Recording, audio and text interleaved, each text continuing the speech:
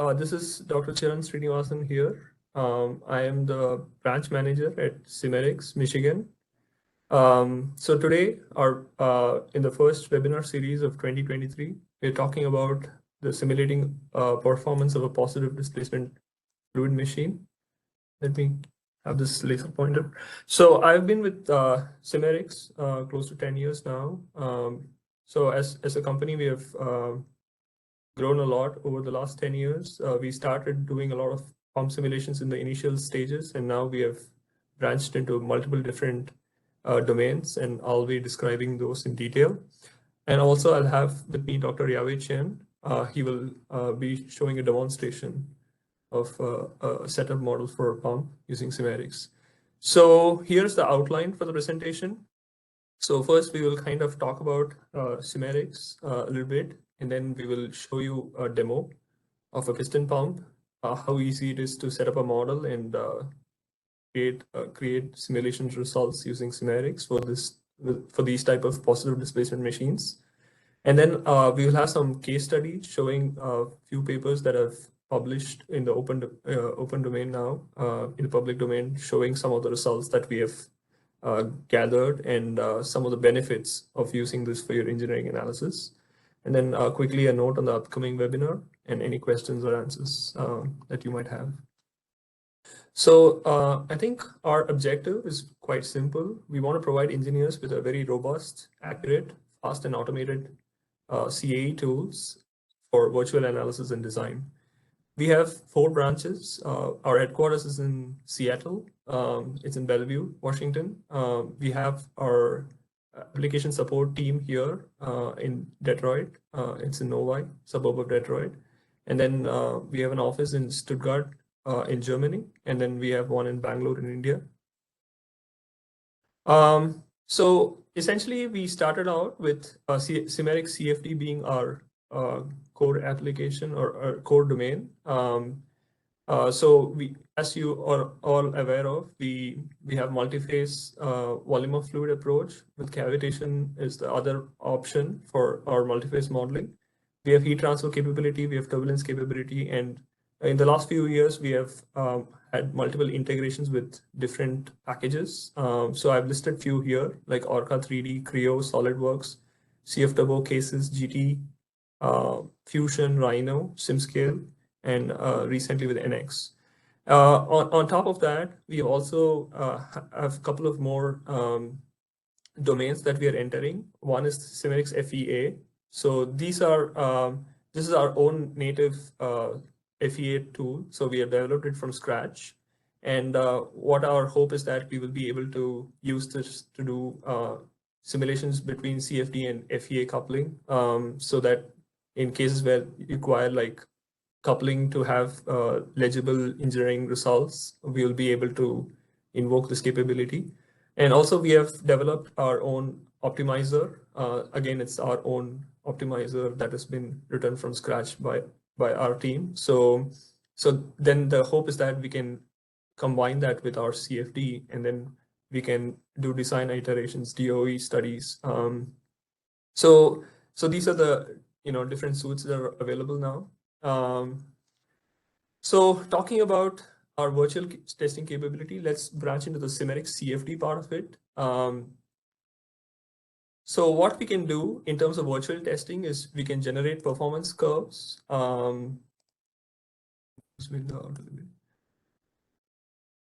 So this is, for example, head rise, flow rates, efficiencies, power, any type of these profiles that you require for your different designs for your pump. We'll be able to generate those performance curve using our simulation platform. We can also include any valve system and predict the dynamic performance of that valve system in conjunction with your pumps. So it offers a very strong coupled capability where the valves can be moving and that affects your performance as a pump, and that can be modeled dynamically. We can determine the suction performance. We can predict also the location and extent of the aeration and cavitation.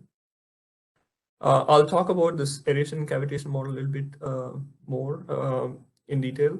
Also, we can indicate the location of possible cavitation damage. Where are these pockets of bubble collapse, and where are the locations potentially that can incur some damage due to that. And then we can also determine the torques and the loads on your system.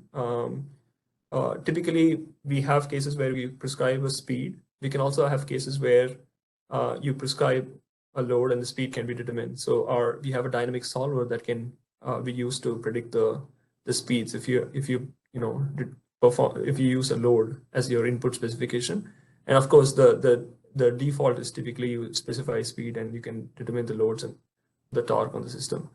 And we have the accuracy is of utmost importance for us. So any effects which could be counterintuitive, like water hammer effect, can be predicted quite accurately.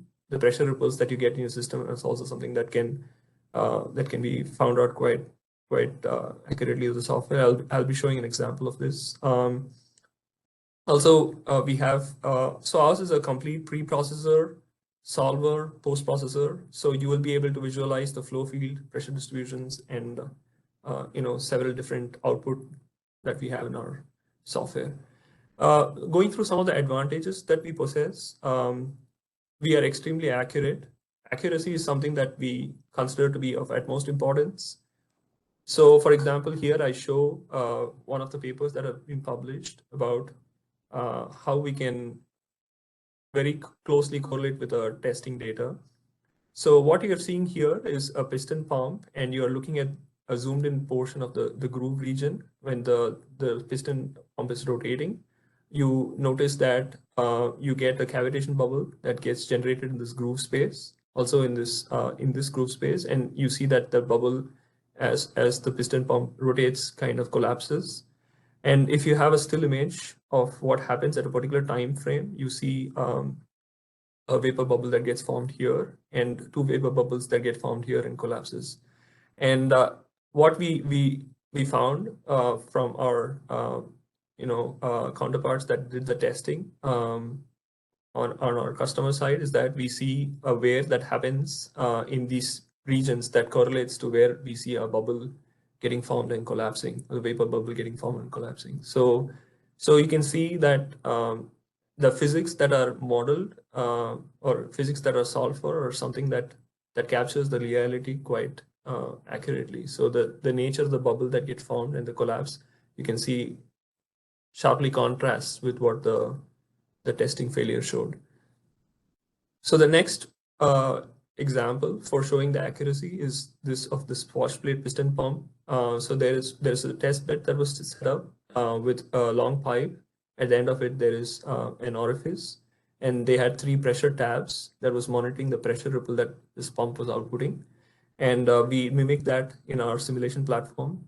So we have this piston pump with this long pipe that is modeling the test bed on its whole. And then we mimic an orifice at the end of it. And then we were monitoring the pressure in the 3 locations that they monitored in the test. And then we compare the two, and the plots here are shown for the 3 probe locations. And you can see wherever we have this rise in the pressure and the fall in the pressure, we capture that very accurately for all 3 pressure probes.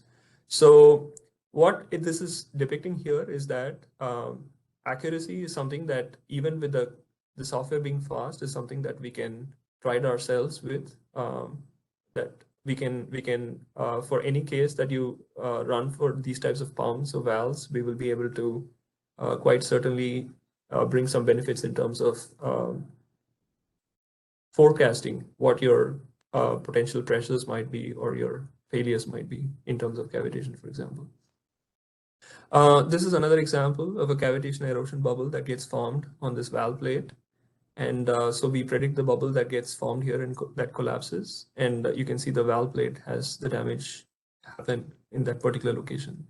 So we have also certain models in there which kind of characterize the damage power. So the damage power potential is correlated to, got to do with how this pressure in this bubble and the velocity in the bubble behaves. And that damage potential in terms of wattage can also give us an indication of what is the potential of a damage that is possible. So the next part of it is to talk about how easy it is to set up the model. So the ease of model setup is something that we have achieved by wide array of templates that we have in our Simerics platform. So the templates are they possess multiple advantages. The biggest advantage is that it requires a very minimal input from the user or work from the user to set up a model. So all we require is certain sets of CAD surfaces and inputs, and then we will create the mesh and we will populate the boundary conditions, the modules, the physics, etc. So this makes it a very easy setup process for the user. So that's the first advantage with these templates. The second one is it already has some set parameters there for you to create the model or to create the mesh and populate the model. So these parameters are something that is already stored.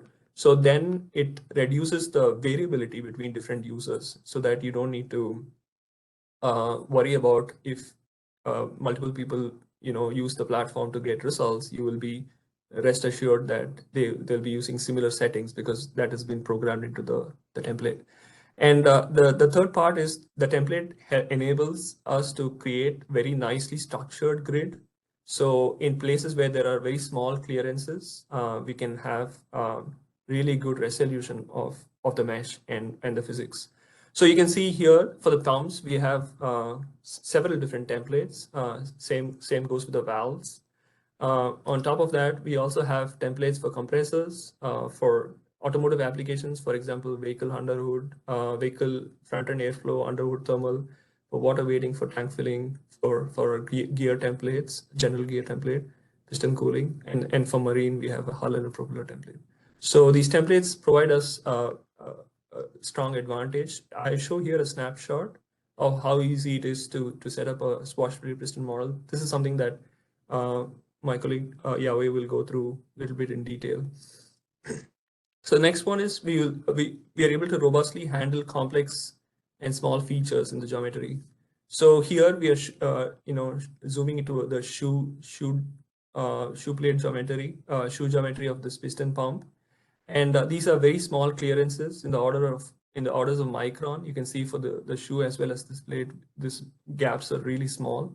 And you need to capture these gaps sometimes with accuracy, or else you'll be not able to capture. For example, here you see a bubble that gets formed on this boundary, and you will need to have those clearances modeled accurately for you to capture these bubbles, for example. So we are able to do this with good accuracy, as well as the solver being robust while talking together with bigger meshes on the other side.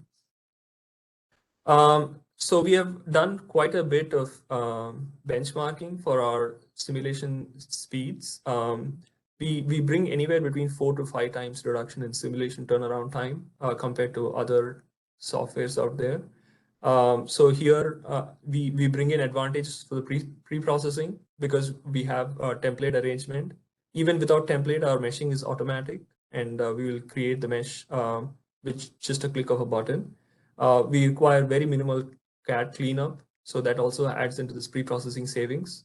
And then the simulation times, of course, are much faster. And then the total savings you can see is if you can do it with, say, 18 units of time, the competition, 18 units of time, the competition can do the simulation. We can do it within 14. So this is just for a few benchmarking cases that we have done, but we are very confident that this is something that we can hold across the different applications.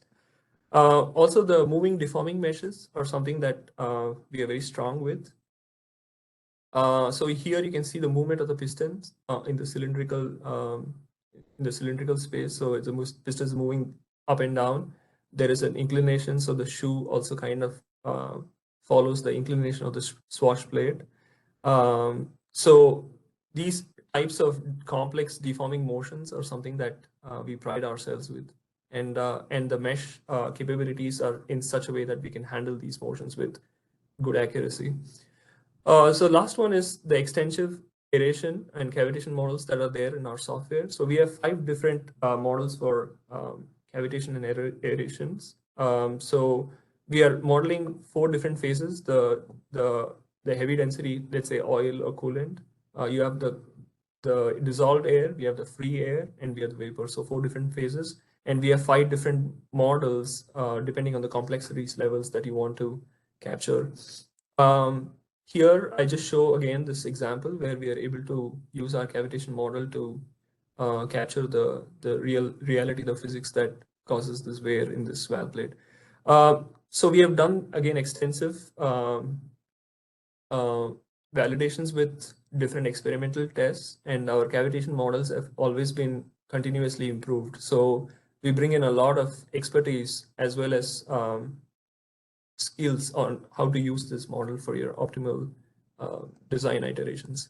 So now we go into the demo part of it. So here we're going to demo a swash plate piston pump. I'm showing here a picture of the swash plate piston pump that is going to be demoed. So we have inlet flow coming in through this port, and then we have the valve plate in the middle, and then we have the piston, the cylinder, and the swash plate, which is inclined at a 17.48-degree angle. And then the flow will be pushed out to the outlet, which will be set at 1E7 pascals, basically. And here, just for a quick glimpse, we are showing an animation of the pressure contour as the piston pump makes one revolution. So let me stop here and hand it over to my colleague, Dr. Yawei Chen. The introduction. So I'll show you a demo how we built up this piston model. It looks complicated, but you'll see we can actually build up the model and finish the simulation around 10 minutes. So first is when you open the Simerics software, you'll see this is the layout. We can either create a new project here or just click this icon. So you see now we come to this the workspace. We go to the workspace, you'll see a few tabs. The first is mesh. We start from the mesh. This is where we import the CAD. We build the mesh and we modify either the CAD or the volume, basically all the geometry. Second is the model. This is where we select different modules, either the piston of the flow solver or cavitation, multiphase, etc.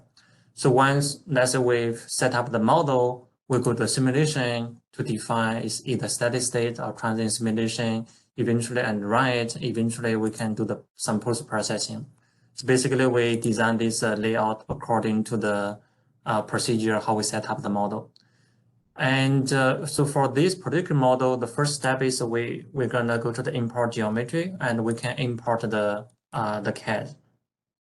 So this is the CAD we have. You can see we have this inlet and we have an outlet port and we have the piston and also the valve plates. So those are the different components we have.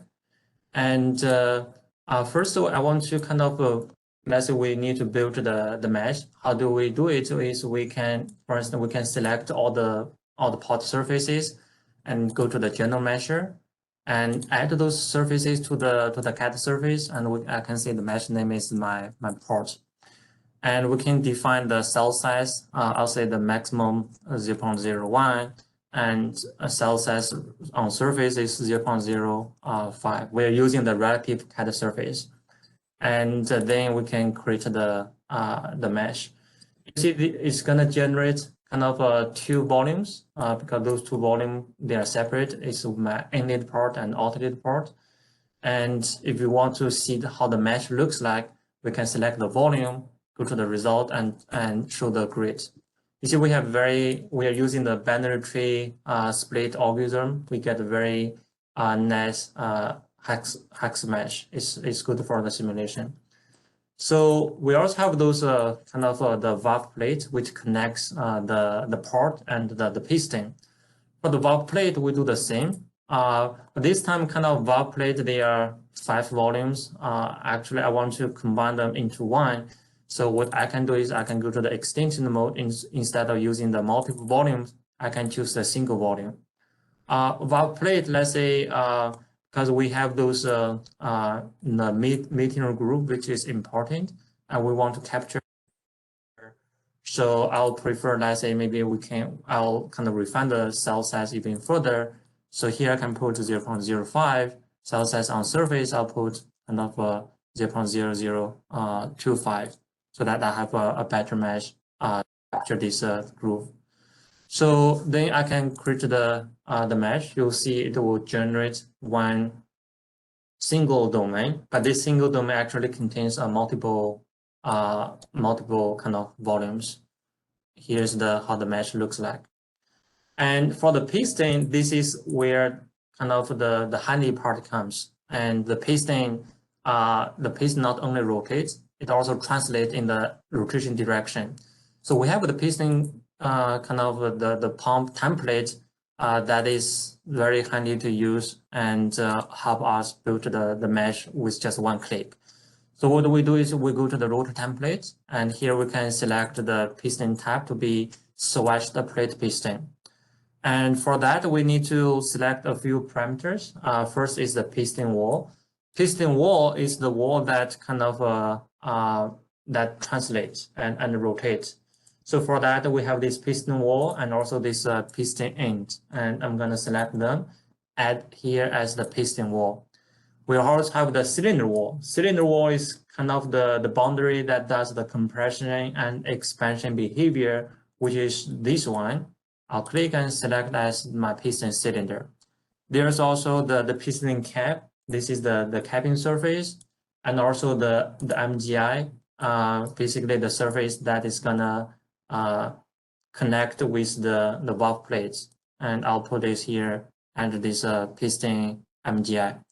Number of pistons, we have 9 pistons. Rotation axis is along the Z-axis, and swash plate center is kind of you can measure it from the CAD, which is 0, kind of minus 0.2. Z actually does not matter because what matters is mainly the X and the Y.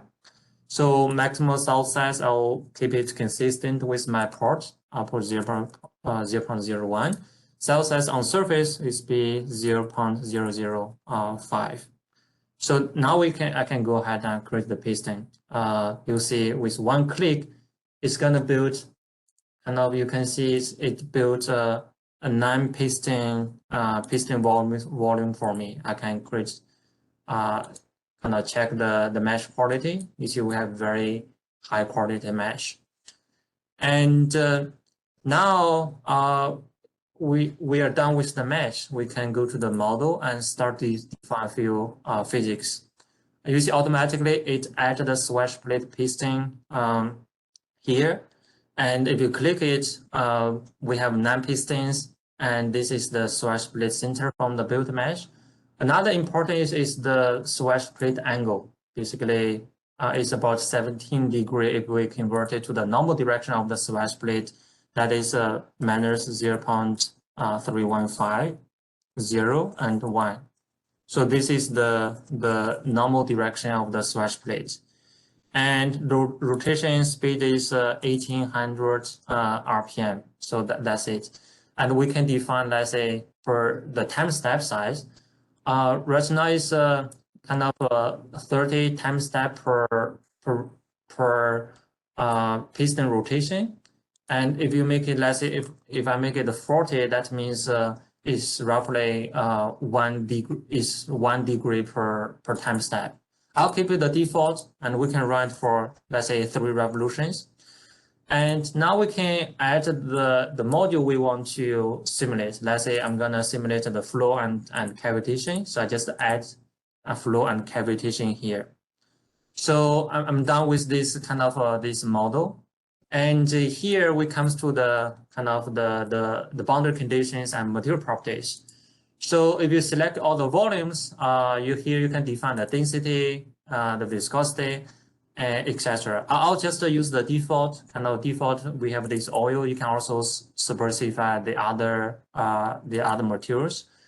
And inlet, we have this inlet. I just need to select inlet and make this as my inlet. You can see inlet pressure is 1 atmosphere, and also my outlet. So select this one and make this as my outlet. Outlet the pressure, I'll make it a 100 bar, and that is kind of my outlet pressure. And so now kind of I define inlet outlet boundary condition and also the material properties. The next step is to connect different volumes. You see I have these inlet, outlets, valve plate, and piston. So I need to kind of connect those different volumes so that the fluid can pass through. And we do that by MGI. MGI, how MGI works is I'll select this inlet boundary, outlet, this outlet boundary, and the valve plate that kind of connects and this valve plate. Then go to here and click selected boundaries by MGI. I call it a magic interface. You see automatically it's creates an interface on the overlapping boundaries so that the fluids can pass through it. So we do it same for the piston. We have this piston MGI, and also on the valve plate we have the kind of a boundary corresponding to the piston. You click it, and now you can see we create those interfaces. Basically, now I built up the connectivity between different volumes so that the fluid can pass through. So we are pretty much done with the model setup. I'm ready to run it. Before running it, I also want to create a kind of some monitor point. For instance, if you do the heat transfer, you probably have some thermocouple to measure temperature. Or in this case, we can measure the pressure, the volume by putting a few monitor probes. First one, let's say I want to create a cylinder point that will kind of help monitor the pressure at these pistons. And I can give the coordinate, for instance, in this case, you can also drag you can also click and drag the points to make it to the corresponding location. Second one, I want to create a point for the outlet. Let's say I can call it the outlet point. I'll call it outlet point. And for this outlet point, let's say I want to monitor the pressure basically at this outlet part. What I can do is I can select this point, and I can move this point all the way to the outlet. You see now it's kind of in this outlet position. So then we save the model and we are ready to run it. Here is how you see automatically it's transient simulation. We run it for 3 complete rotation, and in a total of kind of 810 time steps. And you can specify the number of iteration per time step. How do you want to save it? Let's say if I want to save it every 33 time steps, you put 33 here. So now I'll save this model, and I'll call it the Swash plate. And it's ready to run. And if I click run, you see this the piston will automatically deform, and according to the angle we specify. And this is how the residual looks like. It runs very fast. And I'll let it run and hand over to Lance. Then we can come back to the post processing. The simulation for this one, it takes kind of maybe just 5 minutes to 10 minutes to run. Okay, yeah. All right. Thank you, Yahweh. Let me share my screen back. Yeah, so I hope everybody can see my screen again. So I think the steps that Yahweh went through in summary is you get some fluid volume. If we are using the template, the fluid volume extraction process is also simplified because sometimes you don't need the entire fluid volume. You just need only like some solid surfaces, and then the template creates the mesh for you.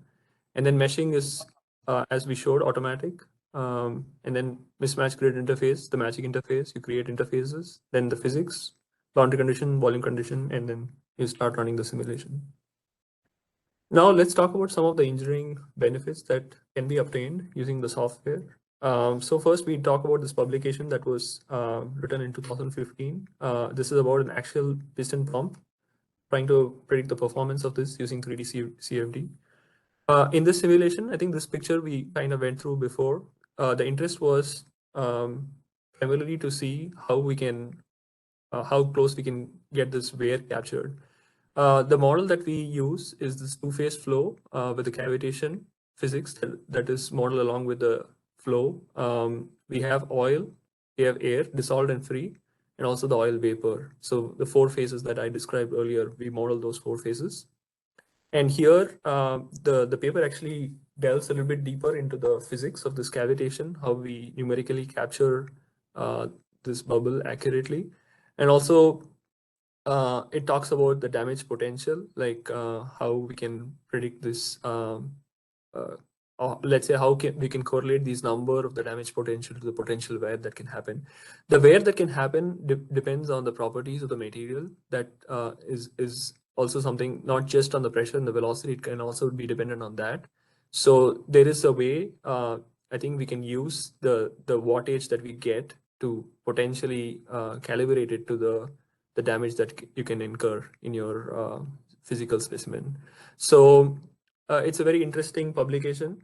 The second part of the publication talks about the fill speed prediction. So they had testing data of the fill speed, and then the CFD was trying to duplicate it. So as everybody probably is aware of, the fill speed is how fast, or let's say as you keep increase the speed of the pump, the flow rate linearly goes up.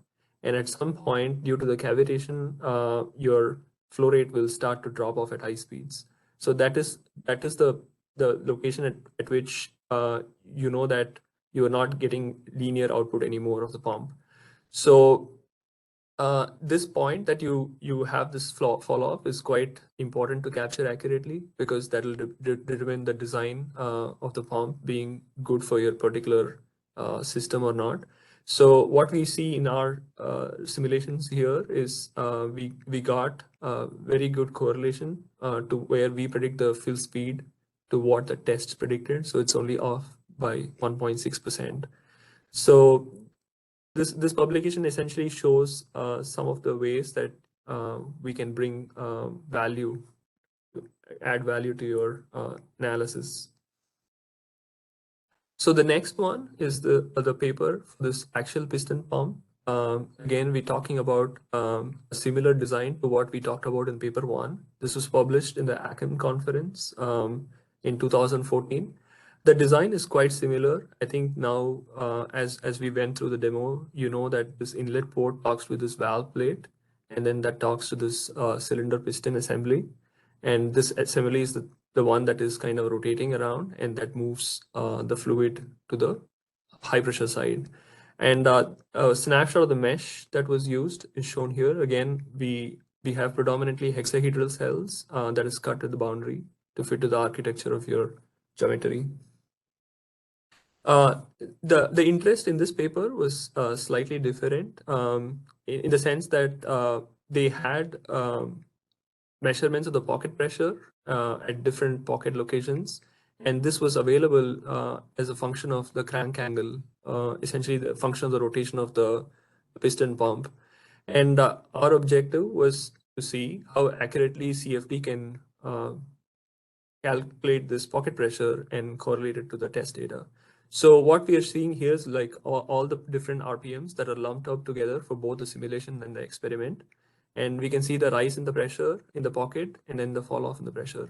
I think one thing to note here is the accuracy of the simulation, or the how fast the simulation runs should not you should not need to choose between how fast your simulation runs and how accurate it is. It should be both. So this result here actually depicts that in quite detail. So even though we can run our simulations as Yahweh described in few minutes, we can still be able to get a very high resolution capturing of the physics that is going on in your simulation or in your pump. So here, if you concentrate on this profile, so we are looking at 1450 RPM. You see the rise in the pressure. At same location, we see the rise in the pressure of our simulation data. And then where the plateau point happens is very, very close to where our plateau happens as well. And then we have the fall off. So we can see the time frame at which these, the physics of this pressure rise happens is captured quite accurately, as well as the magnitudes. And this is true across the spectrum of different RPMs that we simulated. And this is something that we show to give confidence in the physics that we are modeling. The second part of the paper deals with looking at the self-priming speeds. So here, again, we are talking about the fill speed that we described as in paper 1. So this fill speed for this case, for different RPMs, we are predicting at different locations. So the different dots here are for the different RPMs, and we can see the fill speed predicted at the different speeds for these RPMs. And I think what it is we bring to the table is a software package that can help you evaluate different design iterations. For example, if you want to look at a suction port change or a cylinder cap change or a valve plate change, and we can essentially make that modification, and we can have a quick turnaround to show you what potentially is your fill speed for those different design iterations. The other value now we can add is, since we have an optimizer, the optimizer can be used to couple with the CFD to provide you a wide variety of design improvements that you can gain by doing these simulations. So our optimizer actually is strongly coupled with our CFD package. So as you run your different designs, it'll be feeding back to the next iteration that you want to run to get to the better design. So it's a it helps that the software is very fast, and now it's integrated internally to an optimizer. So this is something that is going to improve. We are hoping that it will provide a lot of improvement to the different designs the industry wants to look at. In the same paper, they are also kind of analyzing the cavitation bubbles. So the design one, they did a design modification. So design one has a small inclination of the cylinder caps. It's not very apparent in this picture, but essentially this cylinder caps in this design one is slightly inclined with a rotational direction, but the design two doesn't have any inclination. And based on this, they're studying the cavitation bubbles that get generated. At 1450, you see the results here shown for the design one and design two. You don't see much difference between the bubbles that gets generated. But at higher speeds, you will start to see those differences. For example, here we are showing results at 1650 RPM. What you can see is this bubble here kind of gets ballooned up in design two, basically. So the design two shows a larger bubble compared to design one. So this is the advantage that you can gain with doing a virtual simulation with a platform that is fast enough to give you quick turnaround on your results. So we can just make a quick change within a few minutes, whether this is a better change or is a worse change. So so this is something that that they kind of go deeper into analysis to check what is the nature of the design that caused this bubble in the paper. The third publication is a slightly different type of pump. It still belongs to this positive displacement pump category. So this was published in the SAE conference in 2012. So this is a variable displacement vane pump. We have this cam ring, which is the blue solid here, which is controlled by the pressure forces and the spring force. So the variable displacement, as the name indicates, your output of the pump, the flow rate that comes out of it is going to be determined based on what is the location or the circumferential location of this cam ring. So here it's an added complexity because you are solving a dynamic balance and that determines your output, and that will affect your fill speeds. We model everything, the nooks and crannies of this model to the as much accuracy as we can get into into the CAD, into our model. So here we have this feedback domain. We have this low pressure side domain, which is including the spring chamber, and then you have the PD pump, the vane pump that is in the middle along with that. And then we kind of have the pressure boundary conditions. And of course, the valve is being controlled by the dynamics solver. So it's a dynamics of the pressure balance, the fluid force pressures, the shear forces, and also the spring force that controls this cam ring's motion. And what we find is the predictions that we get for this outlet flow rate as a function of the speed of the pump is quite accurate. So you can see as the measurement shows that tapering off of the flow rate, we can capture that tapering off point quite accurately. One important thing to note is in pumps, the leakages are quite important, especially when you're operating at high pressures. And modeling that leakages with accuracy is also going to determine your output. And this is something that we pride ourselves on.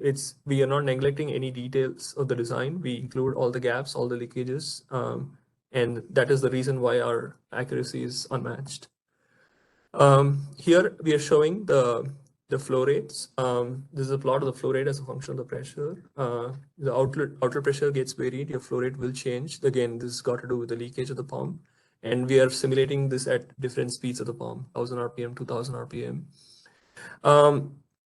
So going back to the fill speed, you know that the plateau happened for the fill speed because the cavitation starts to happen. So here we show a depiction of the cavitation bubble that got developed because of this, as you increase the speed. So at lower speeds, you don't see any vapor. So here we are plotting the total volume fraction. So this is the pink will be the vapor bubble. So you see as you increase in speed at the 4000 RPM, this is the left top plot, you'll start to see the bubbles that get formed. And this essentially affects your fill speed and the output of the pump. Yeah, so the last paper is about, again, a design change and how that helps us in effectively, how CFD, especially with the Simerics software, can help you obtain better results or essentially give you an idea of the design changes affecting your results. Here we are looking at a paper that was published in 2023, a recent paper.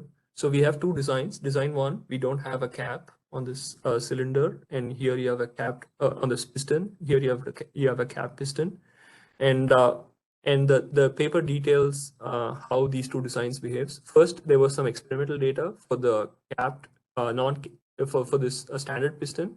And we first correlate the pressure ripple that we get from our numerical results to the experimental data.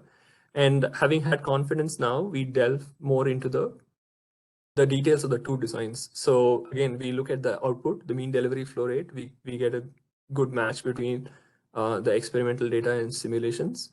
And then we look at the two designs, the standard design, standard piston and the cap piston. And we can see the output that we get out of the cap piston being higher than that of the standard piston. We quantify these numbers. So for example, at 6000 RPM, we get 0.6% higher output for this cap piston and 1.5% higher at 10,000 RPM. So this is essentially some of the advantages that you can have in simulating different designs and providing some perspective of what that design change can do to your results. Again, we are looking at the volumetric efficiencies of the pump as a function of the outlet pressure. We skip forward. Here, I think this one is the interesting part. We're showing the flow ripple on the left and then the pressure ripple on the right. And what we are seeing here is the colors are for the standard piston, and then the bar with the slashes are for the reduction in the pressures as you use the cap piston basically. So again, it's a lot of details that kind of capture in a sense the advantages of capping that piston, basically changing the design. And also this is correlating back to the cavitation bubble that gets formed in that space. So you can see on the top is the standard design. As you can see here, we are plotting the cavitation damage power, and you can see the regions where we have the cavitation damage power happening at different thetas of the rotation. And in the bottom, you see those regions where the cavitation happened is not there in the case where we cap the piston. So this again is going back to the reason why we have more advantages for this design. And you see we rank up to kind of 810 10 time steps. I'll quickly show you how long it takes for us to run. And we have a log file. Let's say we can open this out file. You can see we have kind of 200,000 cells.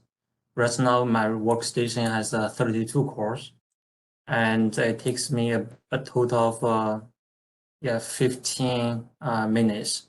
But I will show you that if you are interested less in the fluid actually becomes and pressure actually becomes stable very quickly within a few piston rotation. That means we can pretty much get the stable results in 2 or 3 minutes. So I'll quickly show you kind of some post-processing. See, this is how the mesh looks like. I'll talk of the mesh, and we can show some pressure plot. So this is how the pressure looks like. We have this outlet pressure, and it's kind of 100 bar high pressure. Right now, it's hard to see the transition because inlet and outlet they're separate. But I will create some animation. You'll see how the pressure changes, especially for the cavitation. Cavitation happens mainly in this groove when the piston moves from the low pressure to the high pressure side.